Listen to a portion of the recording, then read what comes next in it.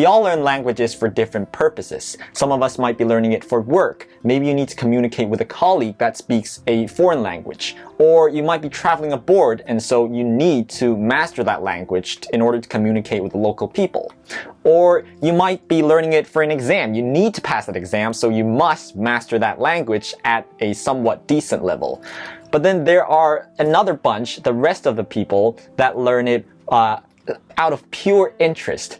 They just want to have fun. Maybe they want to understand, their favorite actors, actresses in a show that's in a foreign language. And so they want to understand them, and that's why they learn a language. And in an ideal world, everyone would be learning languages out of pure interest. But in reality, most of us learn languages because we are forced to. Some common complaints I've heard from people who have asked me for advice is that the environment is not helping them. They have nobody to practice the language they're learning with. And they don't have enough resources. There's no one there to guide them step by step as they learn this new foreign language. And self-learning isn't getting them anywhere.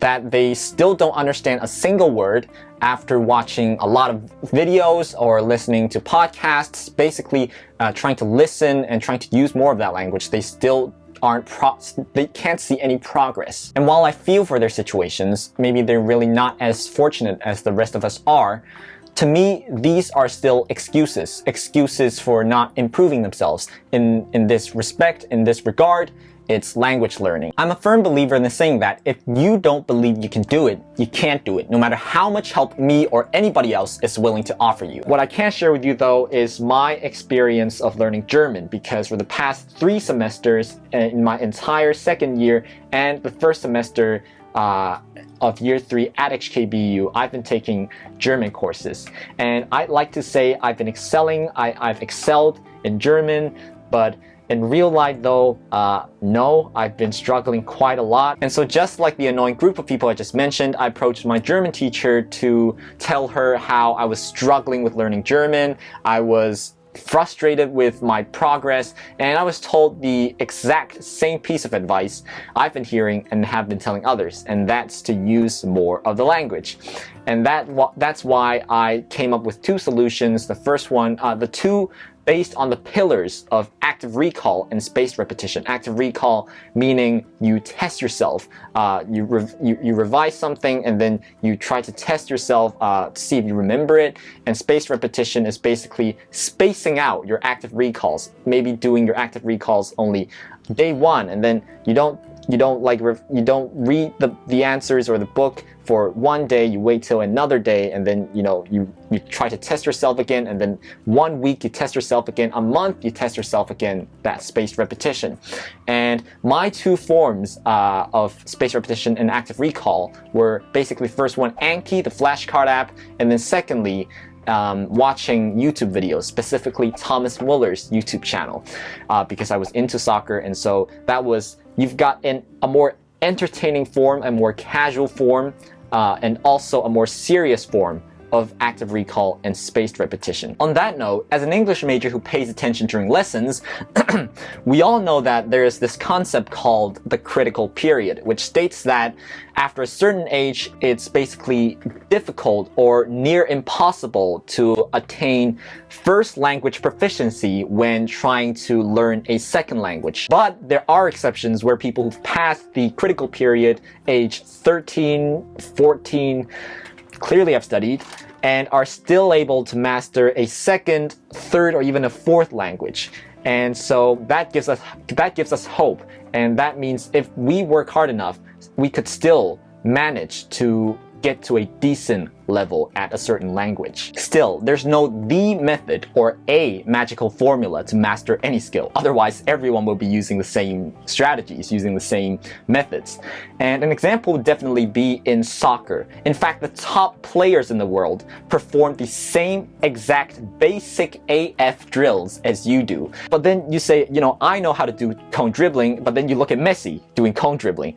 Both of you, of course, know how to do cone dribbling, but Messi, if he's not doing it perfectly, he's performing the drill at a near perfection, a level that's near perfection. And that's, of course, that's talent, and also, but then that also comes with I cannot imagine how many practices, how many reps he's put into doing that same exact drill to get to that level. And the same thing goes for language.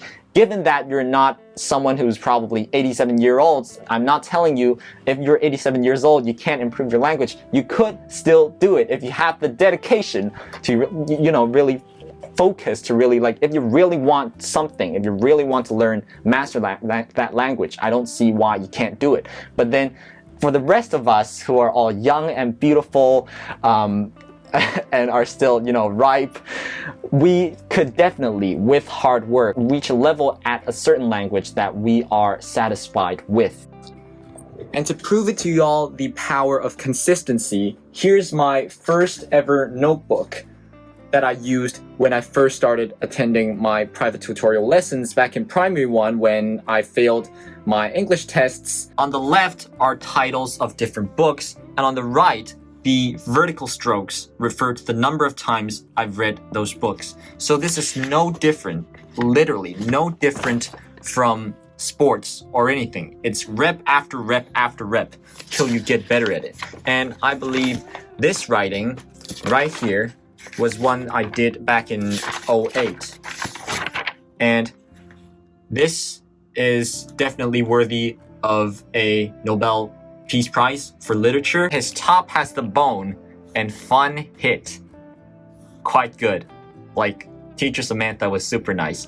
And I can't believe, like, Snoopy, who's right here, who was upstairs at the, at the upper bunk of my bedroom, like, he's getting a heart attack from reading that. But then you see something like this. My journal entries back when I was, primary 1 kid. But at this point, I could notice the writings, the compositions I was coming up with.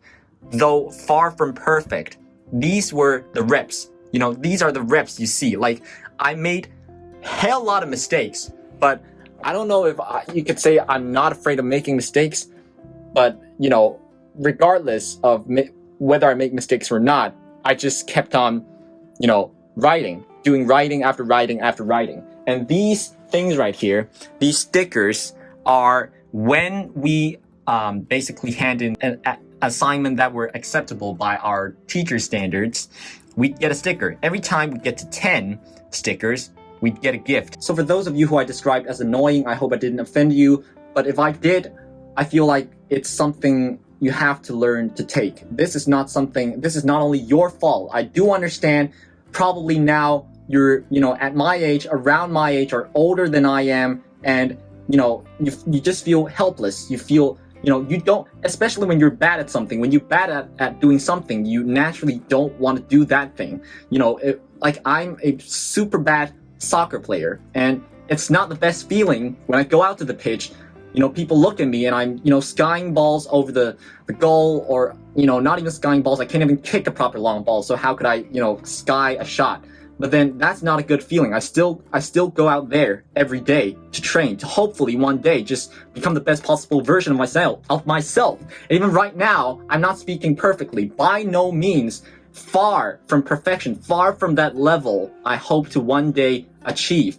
But then I'm still going out there in these public speaking competitions, still pitching in front of all these people who are potentially judging me, thinking I'm an absolute idiot doing these videos, or, in class answering questions, thinking, I'm trying to steal the spotlight or anything. But you can't not care less about what other people think, and what you yourself, most importantly, think of yourself. If you don't believe you can do it, you really can't. And so hopefully this little impromptu section served as a reminder, a wake-up call, some sort of motivation for you to get started.